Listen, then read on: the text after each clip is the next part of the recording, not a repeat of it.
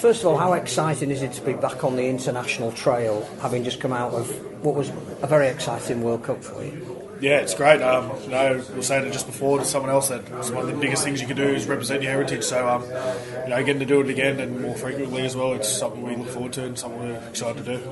Is it important as a player to have an objective and a goal at the end of the season to aim for? Because clearly, we want more international calendar events like this, and now you know that at the end of your domestic season you could be playing in an international. Yeah, of course. Obviously, knowing that it's coming up obviously keeps your head in and focusing towards something. And as King has touched on, I dare say I speak for everyone that's going to put on a jersey for their heritage. Probably the biggest thing you can do in rugby league. So I'm sure a lot of people are very excited for what it's going to bring and what it's going to bring for the game.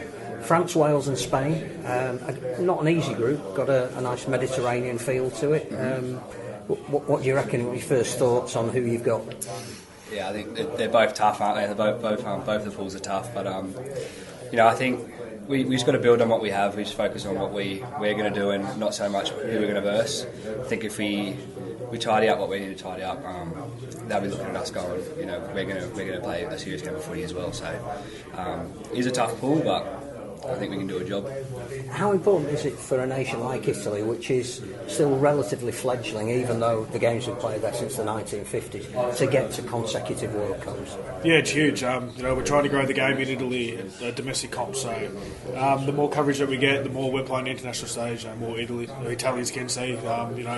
We love playing it. So like you said, it's been playing for so long, so we need to just keep it going and hopefully build from it. And you'll get at least one game at home again. Is that something you're looking forward to actually playing in Italy? Because the World Cup's one thing and playing it all over here, but you get to actually go to the land of your heritage. Yeah, it'll be amazing. I was lucky enough to play World Cup qualifiers in Italy. Wasn't covered as much as you'd think, but hopefully we can get it covered well and have a big crowd, so that'll be huge.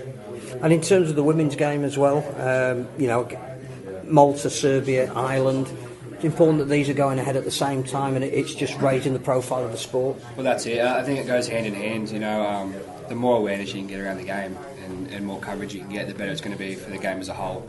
I think it's one of the top rowing sports in the world, rugby league for women. So it's going to be huge for them, and it's good to see that it's growing at the rate it is. And again, we should go back to the last World Cup and talk about your try-scoring exploits.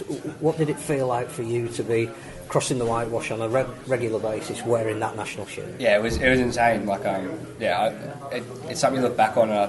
Now I can sort of reflect on it and appreciate how big it was. At the time, it was a bit of a dream, and it's not even the main thing I look at. Just being able to play with the boys that we did, the whole experience, it was amazing. And if we can replicate that again, I can't wait.